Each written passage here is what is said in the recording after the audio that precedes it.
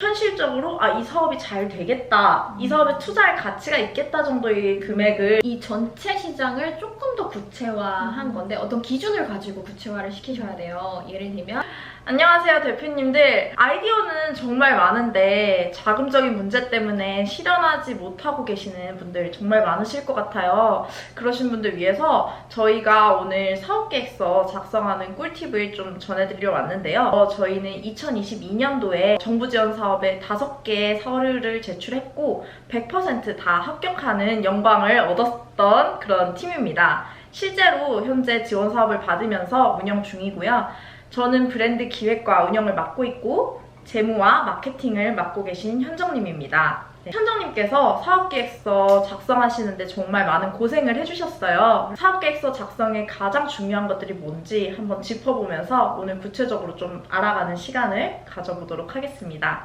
자, 일단 현정님, 사업계획서 작성 시에 가장 중요하게 잡았던 포인트를 좀 먼저 알려주시겠어요? 저는 이제 사업계획서를 작성하기 위해서 3가지 포인트를 표현해 보려고 노력을 했는데요. 첫 번째는 구체성, 두 번째는 가독성, 그리고 세 번째는 실현 가능성이에요. 그 중에서도 오늘은 구체적인 사업계획서를 작성하기 위한 필수적인 요소에 대해서 말씀을 드려보려고 합니다. 구체적인 사업계획서에는 어떤 게 가장 먼저 나와야 될까요? 일단 가장 먼저 시장 규모를 제대로 산출을 하셔야 돼요. 시장 규모. 네. 이 사업을 진행을 할 거야 라고 했을 때 그게 시장 규모가 어느 정도 돼요? 라고 하는 질문에 굉장히 명확하게 답변을 하실 수 있어야 돼요. 그러면 시장 규모를 구하는 또 단계가 있을 거 아니에요? 현정님께서 정하신 단계는 어떤 식인지 한번 말씀 부탁드릴게요. 여기서도 3가지로 구체화를 시켜야 되는데요. 첫 번째로 전체 시장, 두 번째로 유효 시장, 마지막으로 목표 시장. 이렇게 좀 한 단계 한 단계 구체화시켜 보시면 좋을 것 같아요. 순서대로 한번 짚어볼까요? 이렇게 전체 시장은 어떤 개념으로 접근하면 좋은지. 전체 시장을 이제 생각을 했을 때 전체 시장조차도 조금 어려울 수 있거든요.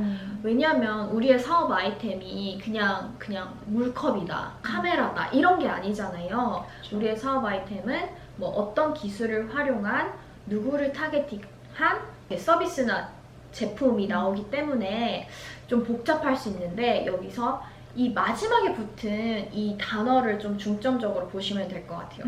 예를 들면은 뭐 리사이클 가죽을 활용한 웨어러블 기기, 액세서리를 만든다. 이게 만약에 우리의 사업 아이템이라고 하면 이 웨어러블 기기, 액세서리 시장을 전체 시장으로 보시면 될 것 같아요. 근데 뭐 이 전체 시장을 봐야 되는데 그냥 내가 주관적으로 이 시장의 규모는 100억이야, 500억이야 이렇게 말씀을 하시면 안 돼요. 왜냐면은 우리는 이 사업계획서를 읽는 심사위원을 설득해야 되고 이분들은 전문가분들이세요. 사업을 해보셨거나 아니면 이 분야의 어떤 뭐 박사학위를 취득하셨거나 이런 분들이기 때문에 구체적이고 공신력 있는 자료로 이분들을 설득을 해야 됩니다. 그러면 구체적이고 공신력 있는 자료는 어떤 것들이 있나요? 저는 가장 많이 활용했던 게 논문이에요. 또는 공신력 있는 기사를 활용해 보시는 것도 좋습니다. 논문을 찾을 때 또 이제 접근이 쉽지가 않아요. 무료 자료도 많고 아니면 접근 자체가 막혀있는 자료도 많은데 국회 도서관에 접근하셔가지고 여기서 사업 아이템을 검색해 보시면 관련된 논문 자료가 많이 나와요. 주의하실 점이 너무 아웃데이트된, 너무 옛날 자료를 보시는 것보다는 가장 최신성 있는 자료, 그리고 가장 좀 공신력 있는 기관에서 연구한 자료를 보시는 걸 추천드릴게요. 네, 알겠습니다. 이제 유효시장은 어떤 식으로 접근을 하면 좋을지 그 부분 더 얘기 부탁드릴게요. 네. 일단 유효시장이라고 했을 때 이게 뭔가라는 생각이 드시잖아요. 네, 맞아요. 그러면은 이 전체 시장을 조금 더 구체화한 건데 어떤 기준을 가지고 구체화를 시키셔야 돼요. 예를 들면 재료 또는 기능, 디자인으로 구체화를 시켜보시면 좋은데 예를 그냥 정말 쉽게 들어본다면 이렇게 민주님이 입고 계신 원피스 있잖아요. 이 원피스 시장을 우리가 전체 시장이라고 본다면 유효 시장은 뭐 기능적인 면에서는 임산부 원피스 이렇게 한번 좁혀볼 수 있고 디자인으로는 H라인 원피스로 좁혀본다던가. 재료적인 면에서는 어떻게 뭐 또- 린넨 이런 네, 식으로 네. 좁혀볼 수 있는 건가요? 네, 맞아요. 유효 시장은 사실 그런데 공신력 있는 자료가 나오기는 힘들 것 같아요. 린넨 원피스 시장에 대한 자료를 찾기가 굉장히 힘들 거라고 생각이 드는데 네. 그럴 때는 어떤 식으로 접근하면 되는지. 일단 이렇게 뭐 재료로 한정을 해버리면 논문이라든지 기사에서 관련된 어떤 그 시장의 규모가 거의 전무하다고 보시면 돼요. 그래서 하나 좀 추천드릴 만한 게 다트라는 자료 다 아시죠? 그 전자공시 시스템인데 거기는 상장된 회사의 사업의 개요라든지 뭐 매출 규모라든지 아니면 제품과 서비스에 대해서 자세히 좀 나와 있는 그런 곳이거든요. 거기서 내 아이템과 관련된 제품 또는 서비스의 매출 규모를 보시고 또 이제 하나의 회사뿐만 아니라 다양한 회사의 매출 규모를 보시고 그 시장의 규모를 좀 산출해 보시는 걸 추천드려요. 그러면은 다음은 이제 정말 구체화된 우리가 목표하는 시장에 대해서 얘기해 볼 차례인 것 같아요.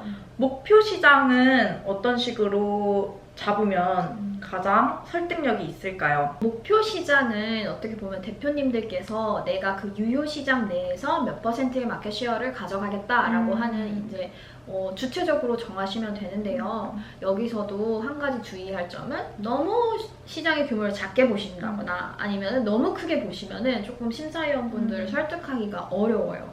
그 적정선을 찾기가 굉장히 어려운 것 같은데 혹시 뭐 금액을 어느 정도로 산정을 하면은 뭐 그럴 수 있지 이 정도가 되는지 한번 알려주시겠어요? 네. 제 생각에는 약 10억에서 20억대 사이로 좀 정해보시면 좋을 것 같아요. 처음 사업을 하다 보니까 이제 2억도 우리한테 큰 거 아니야? 이런 걱정을 대표님들께서 많이 하실 수 있는데 현실적으로 이 사업이 잘 되겠다, 이 사업에 투자할 가치가 있겠다 정도의 금액을 제시를 해주는 게 되게 좋을 것 같아요. 목표 시장에서 이제 그 목표하는 기간이 있을 거 아니에요.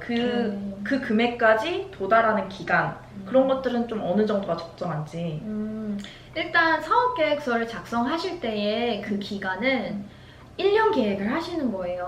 모든 재무 계획이라든지 아니면 뭐 타임라인을 정할 때도 1년을 계획하시는데 목표 시장에서는 이제 1년 동안 내가 이 정도의 마켓 쉐어를 가져가겠다로 말씀을 하신 다음에 3년에 걸쳐서 이 정도로 확장해 가겠습니다까지 말씀해 주시면 좋아요.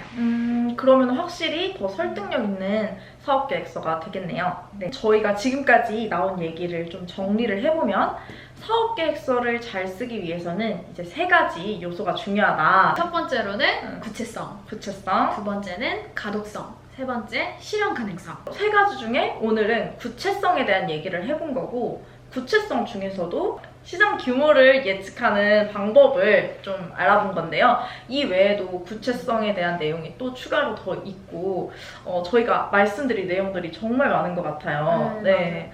이게 사실 오늘은 조금 거시적인 말씀을 많이 드렸어요. 이 사업계획서를 작성하기 위해서 시장 규모를 에 대한 어떤 개념이라든지 어떻게 이제 나눌 수 있는지에 대한 말씀을 드렸는데 이 나눌 때도 뭐 우리나라 GDP를 활용한다든지 아니면 검색량을 활용한다든지 이런 이제 다양한 팁들이 있는데요. 이거는 저희가 이제 추후의 영상에 한번 담아보도록 하겠습니다. 네, 맞습니다. 네. 저희한테 궁금한 점은 다 댓글로 남겨주시면 저희가 성실성의껏 답변을 해드리도록 하는 걸로 하고요. 다음번에 또 유익한 내용으로 사업계획서에 대해서 한 번 더 리뷰하러 찾아오겠습니다. 네.